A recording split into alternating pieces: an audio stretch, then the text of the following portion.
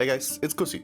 Let me welcome you to the first episode of many, showcasing the most likely horrendous downfall of your boy playing a tank in the beginning of a new season with absolutely no idea about the class, dungeons, and the routes. In this Zero to Hero, the WoW Within Season 2 Brewmaster Edition.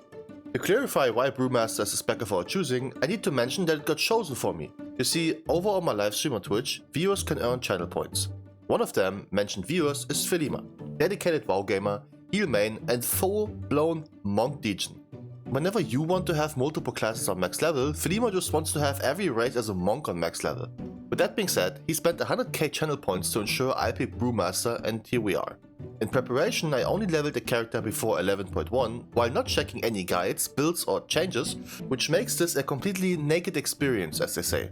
With all of that context out of the way, we will go over the rules of this journey, my goal, why Harry Maguire, and, because it's a freshly started season, the gearing process that got us ready to do Mythic Plus without even stepping foot into a Mythic Zero beforehand, just to ultimately learn the hard way that this season's beginning is a damn rocky one to say the least. So make sure to grab a drink, get comfy, like the video, and enjoy episode 1 of me fighting for my life on every damn pole.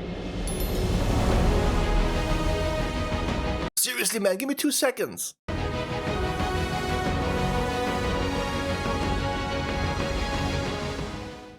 Season 2 finally live.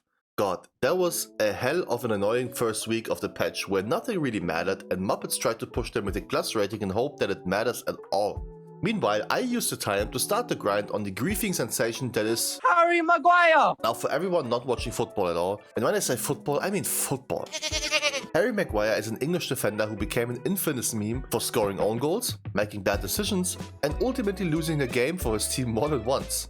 Hence why I chose this name. I want everybody to know that Brewmaster is not just a specialization, it's a lifestyle. Whenever this guy joins your party, expect the unexpected. Keys will be bricked, bad decisions will be made, and yet ultimately this is a journey to restore the glory of Harry Maguire! As we will learn from every mistake and improve, adapt, and then still drop that because I have no idea what's up. Though as a German citizen, everything has rules, which brings me to the rules. Sometimes my genius is... it's almost frightening. What a shit segue. Anyways, since this is Zero to Hero, old school edition, we do this puck only. No premates, no parties, no help on stream, no friendless usage with the minor exception of a guild. A random guild that is. Not our community guild for obvious reasons. This little grey area exists because I'm a firm believer that MMOs are supposed to be played with each other. Though keep in mind, often I don't even join a guild, since this is just a maybe option for me. Another extra part of that rule is to only apply for other people's keys and to not play my own. Why? Because I want to cry myself to sleep, don't kink shame me. And even though this was 5 rules in one, the second actual rule is my Radar.io account is not connected to anything. No rating from previous seasons, even though I was almost 3.5k. Whatever! Third rule revolves around gold, and since costs of crafting drastically decreased compared to the beginning of season 1, paired with the fact that right now I can only craft an item every 2 weeks, I will not give myself some gold to start with. All of the gold you see is made from leveling, questing, dailies, weeklies, delves.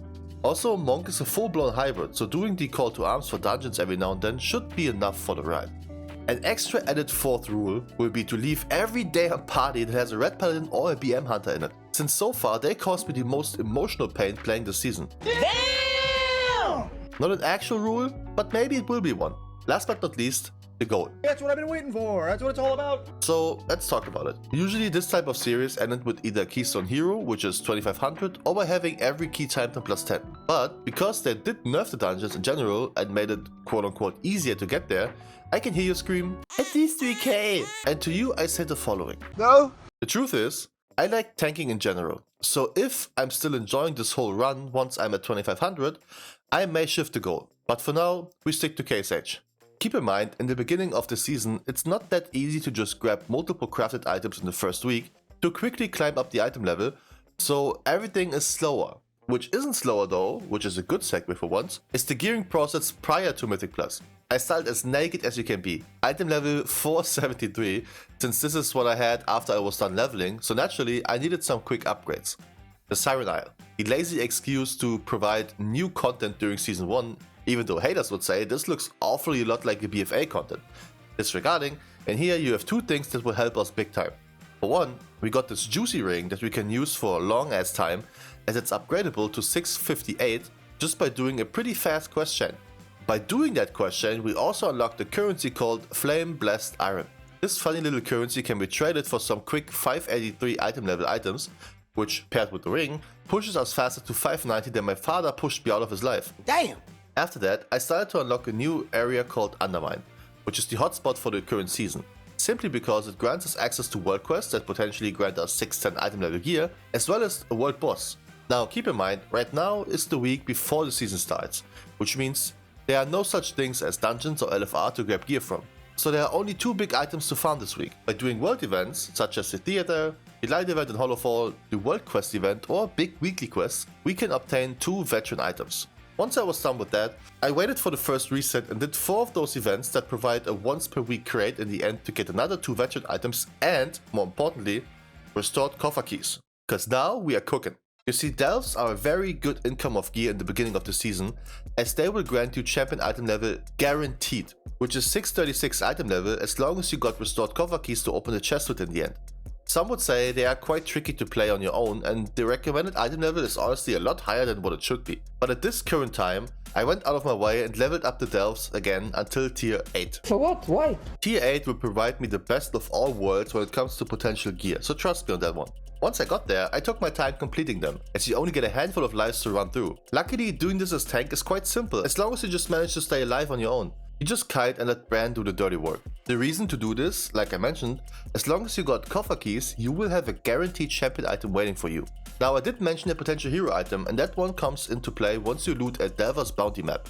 Once you got your hands on that thing, you can activate it to ensure another chest waiting for you after the next completed delve run. That contains a hero item level piece of gear, but only on +8 and above, which is 649, and this is insanely high to start with. Apparently they heavily increased the drop chance of those bounty maps, but limited them to once per week, so it should be rather quick to find one. And since I got mine on the first run, naturally, even though it was almost 3 AM, I went for another one, cause I was horny for that big upgrade. And I got the Funhouse Lens. At first sight, insane trinket, right?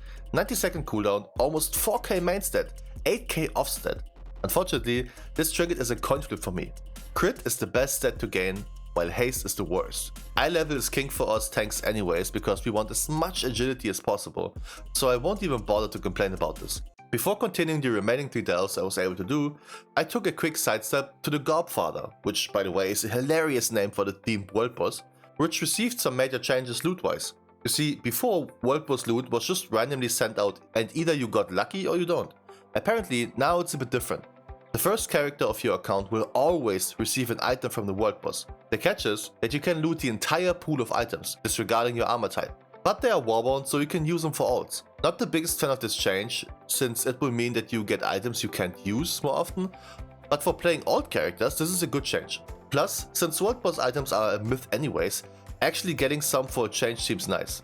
As I mentioned though, this was only a detour, so we had 3 more delves to go for, and then just finish the entire gearing process off, I bought myself a veteran PvP weapon. What? You heard me, blood tokens is the keyword here. Those thingies are a currency you receive for open PvP, or at least originally. You also get them by doing world quests with the war mode enabled, 100 per piece. You can also get them from this funny quest, Sparks of War. You get 1 spark for each PvP kill you're part of, but because I'm not some PvP playing degen, I take a different route with this. You see, every world quest grants 10 of these sparks on top of the 100 blood tokens. Every rare boss grants 8 sparks and every repeatable loot box in that area also grants 5. Not only can you farm those without doing PvP, it's also more effective to do. Side note, if you're leveling an alt right now, you can do these world quests before you're 80 and already stack up on the blood tokens.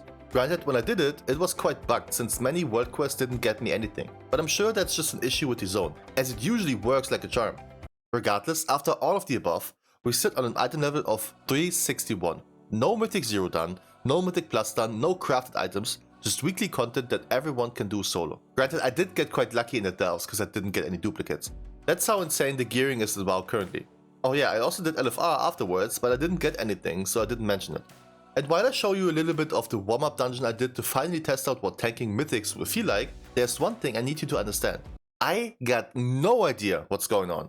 I understand the core mechanic that monk tanks have. Shuffle reduces the incoming damage and instead puts it as a dot on you, which then you can clean to eventually remove most of the ticking damage. Cool. However, there are a few things that I don't really get yet. which is my segue to tell all of you 3 Brewmaster mains watching my video, please do not dump all of the information of Brewmaster on me yet. Figuring out what's up is what's fun to me. So unless you have a very basic beginner guide on how to make life a bit easier and even more self-sustainable without a healer, I'm all ears. All the in-depth mechanics we can go over in a few episodes, if that's cool with you.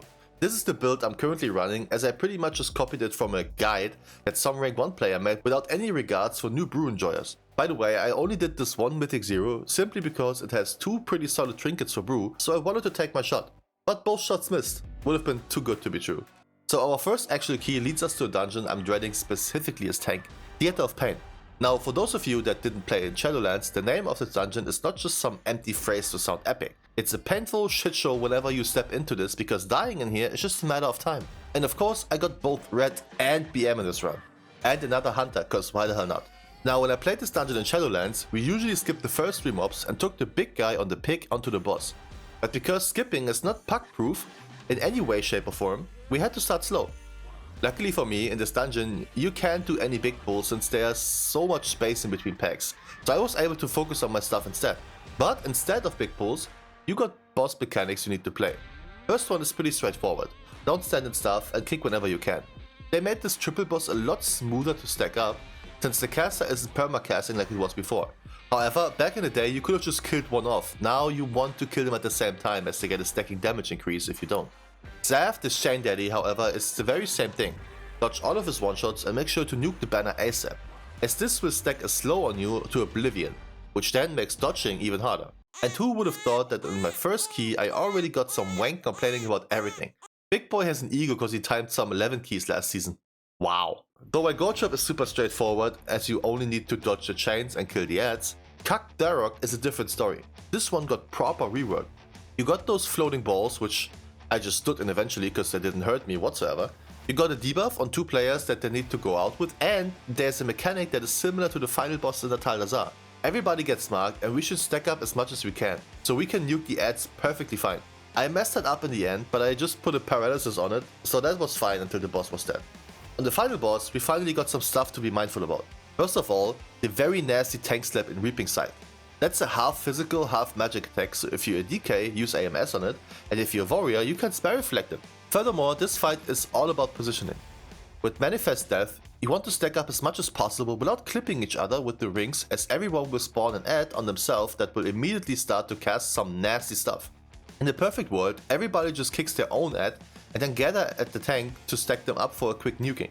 Use Majesty or Silences. In the second phase, you're gonna have plenty of ghosts fighting in the area, where some of those bull pigs try to trample you. And even though some of you Rios like being stepped on, this is neither the time or the place for that. Naughty, naughty. All in all, this fight becomes hectic very quick, because with this amount of abilities, overlaps are bound to happen. So stay calm and just play for yourself, don't die, and you'll be fine. We timed the key, Druid got some shoulders he probably didn't need, I asked for them and I got kicked from the party like it's somehow my fault we didn't do chest this run. Bye, have a great time. But hey, first key timed, I was happy. If it continues like this, I'll be at KSH in no time. No. Dude! I'm the party, I'm press wings instantly. It's always the damn hunter.